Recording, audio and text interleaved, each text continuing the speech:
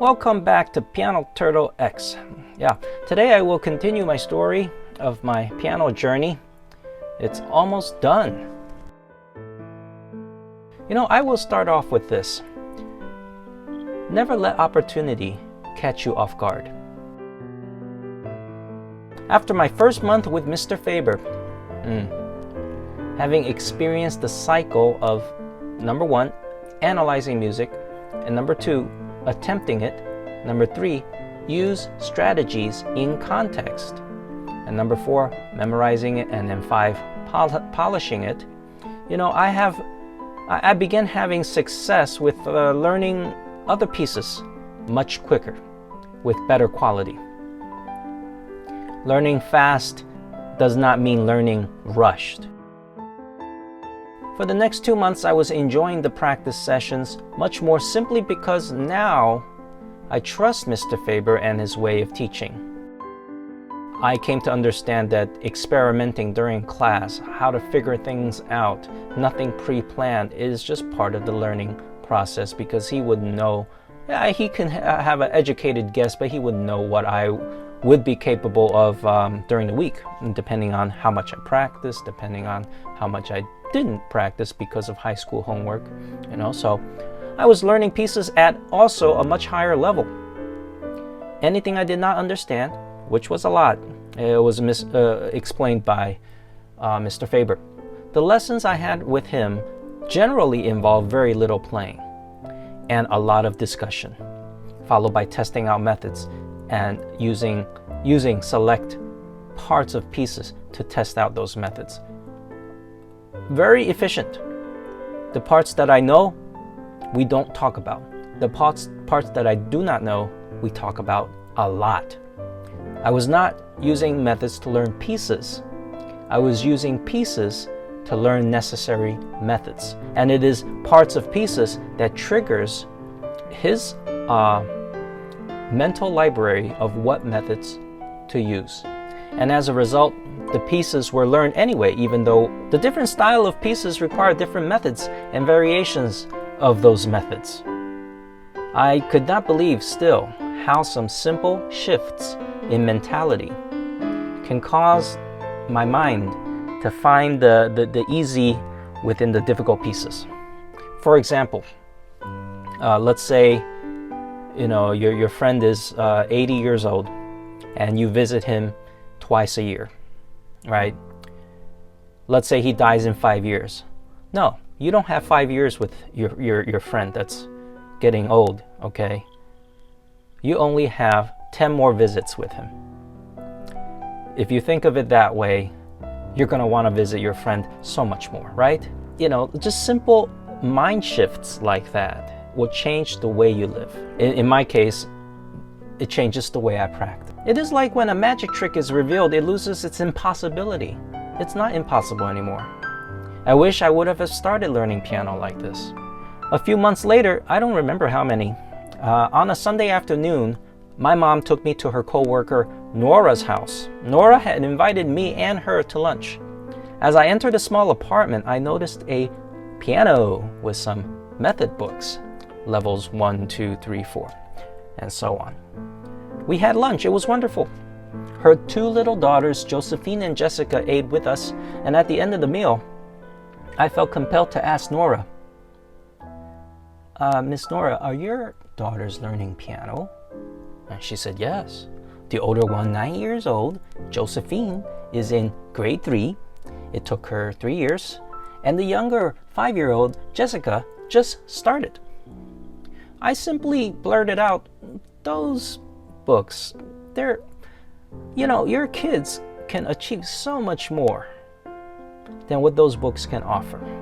Obviously, I didn't say good things about those books. Please understand that at that time, I had a serious dislike for my own progress in the past. So I blamed it on the method books. And at the time, it seemed like these methods held students back rather than launching them forward. At the very least, it was safe. It was safe. You advance, just to the next little level, and you play a C major scale. Now you're ready at a different lesson for the G major scale, when 5 scales can be taught within the first 5 minutes.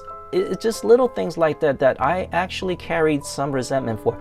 I completely understand the pacing of these books if it was geared towards group lessons where students all raise the level around the same time. But for piano lessons are almost always one-on-one, and the teacher and the student have the opportunity to explore potential, to reveal talent, to undo perceived false limitations. Today I have a different opinion, and that is, it's very simple. All methods work, but all methods can be limited, and all methods can be, therefore, unlimited. All right, people work hard to produce these method books, and I'm mature enough to respect it. I will never talk down to anyone's hard work ever again. I was only 14 at the time, and more blunt and passionate than ever before. Nora was surprised with my quote-unquote passion, and she asked me, what are you talking about? What pieces or methods should my kids be learning? I said, Mozart sonatas are not out of reach within the first year for the 5-year-old. And for the 9-year-old, how about some Chopin nocturnes? How about some Chopin nocturnes and a few waltzes at the very least? Nora was shocked. I asked her whether I can play for them. She nodded.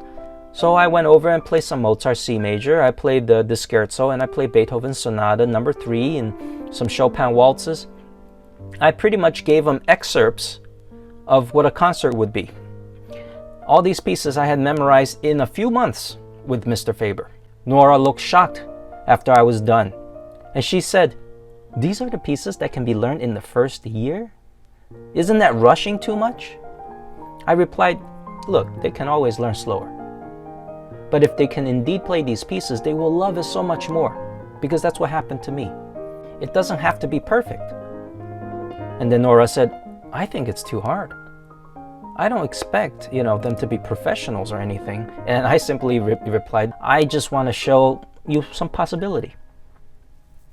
Okay, so still seeing doubt in her eyes, I asked the younger one to step up to the piano, the 5-year-old. She was super shy, but her mom told her to go ahead. She was a total beginner and was still playing hands separate. So I got her playing with both hands together within 10 minutes, and it wasn't hard for her. I simply used something she already knew. All right, then I taught the older one, the 9-year-old, the entire first theme of the Mozart Sonata in C major. Now that lesson did take 30 minutes, and it flew by really quickly. We didn't have the music, so she played everything by memory. So when I was done, Nora said, wow, how did you know all this? How did you know that they can do this? I said to her, it's because you said that they're smart kids during lunch.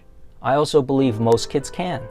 The methods I use is using common skills that almost everyone have. Yeah, we are all similar in many ways. Let's not look for the differences. I also learned a lot from Mr. Faber. He's a Juilliard teacher, and whatever he teaches me, I can teach your kids.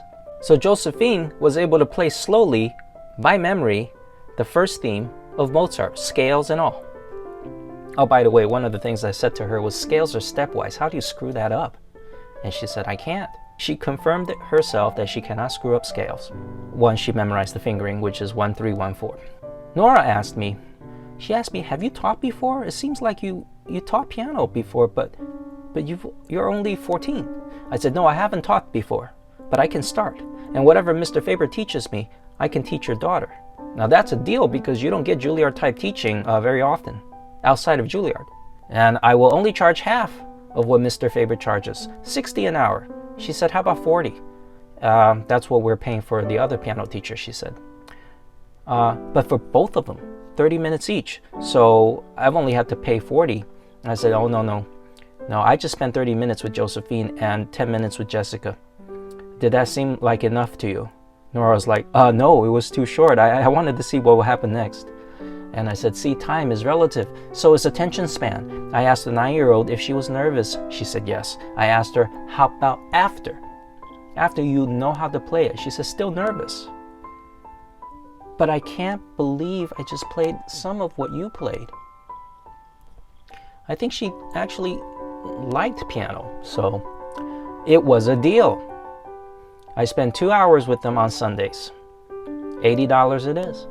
I didn't have to convince Nora any further. So I was making $80 a week. And that's exactly how much Mr. Faber was charging my parents. How about that? That evening, I called Mr. Faber. And I said, Mr. Faber, I got 2 students. He said, you did? I replied, can you teach me how to teach them?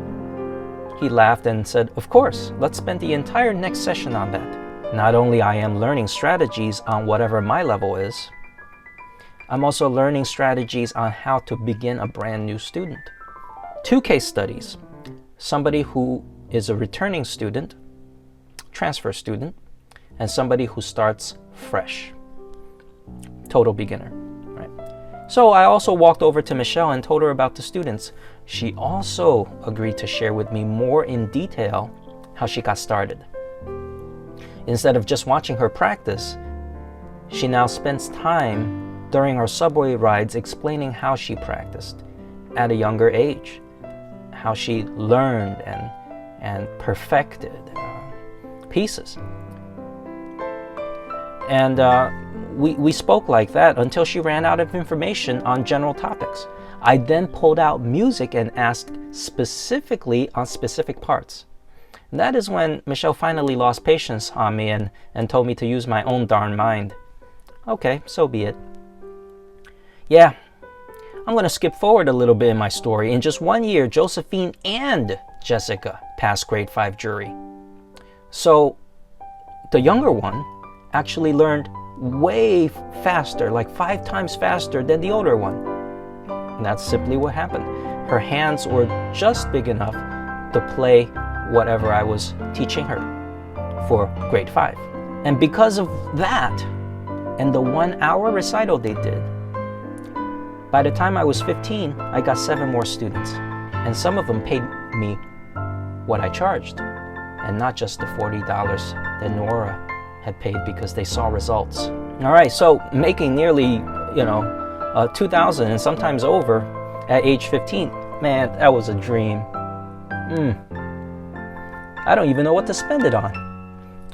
No rent, no car payments.